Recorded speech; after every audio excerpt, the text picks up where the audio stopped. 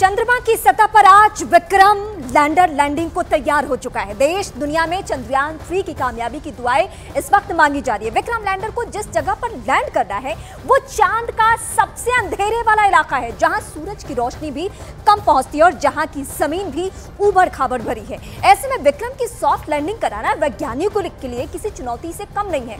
चंद्रयान 3 के लिए ये कैसे दुनिया का सबसे बड़ा चैलेंज है, एक रिपोर्ट के जरिए दिखाएंगे। 1 0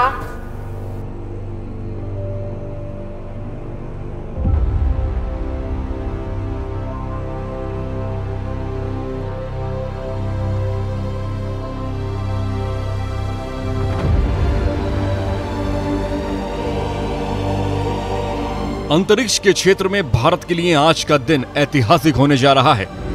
चंद्रयान 3 इतिहास रचने की दहलीज पर है। मिशन का लैंडर मॉड्यूल चांद की सतह से महज 25 किलोमीटर की दूरी पर चक्कर लगा रहा है। आज शाम ये चांद की सतह पर सॉफ्ट लैंडिंग करेगा।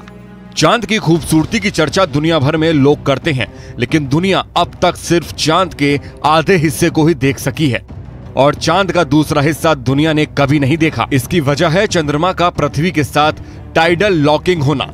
चंद्रमा के पृथ्वी की कक्षा का एक चक्कर लगाने का वक्त और चंद्रमा का अपनी धुरी पर एक चक्कर लगाने का वक्त करीब बराबर है। पृथ्वी से हमेशा दिखने वाले हिस्से को नियर साइड ऑफ मून कहते हैं, तो दूसरा हिस्सा डार्क साइड ऑफ मून कहलाता है।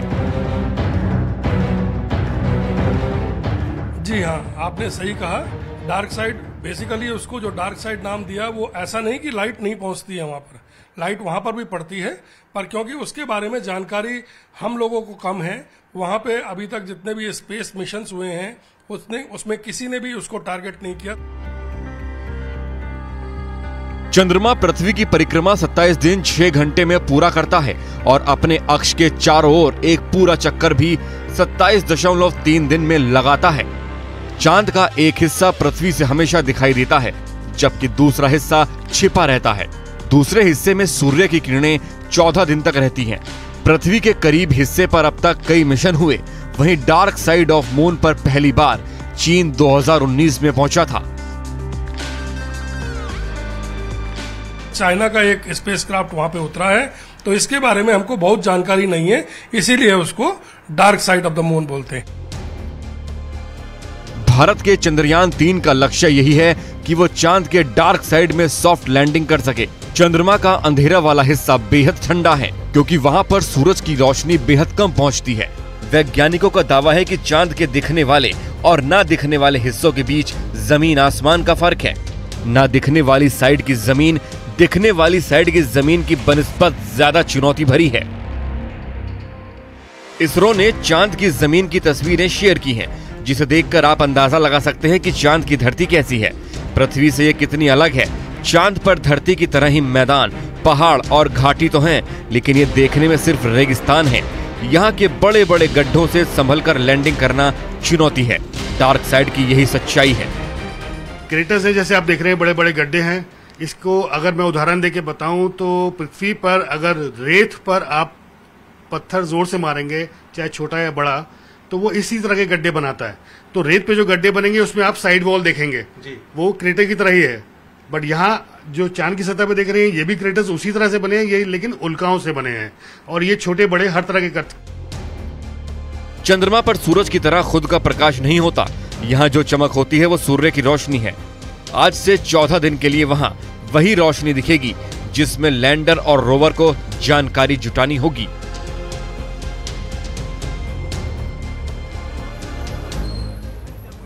ये हिंदुस्तान की काबिलियत ही है, ये उसकी कुवत ही है कि चांद के उत्तर और मध्य में तो कई मिशन मून गए, कुछ कामयाब हुए, कुछ नाकाम हुए, लेकिन आप देखिए हिंदुस्तान ने चांद का वो हिस्सा चुना जहां कोई नहीं गया, जहां महाशक्तिशाली देश ने भी जाने की नहीं सोची। हालांकि रूस का लूना 25 जरूर कैश हो गया, लेकिन इतना जरूर कहा जा सकता है कि अब चंद्रयान 3 की तरफ पूरे संपूर्ण विश्व की निगाहें आकर टेक गई हैं। मेरे सहयोगी पटना से इस वक्त मौजूद हैं चंद्रमोहन, आप विश्वविद्यालय में मौजूद है। क्या यहाँ से चंद्रयान 3 का जो ये सफर है उसे लेकर इंफॉर्मेशन आपके पास?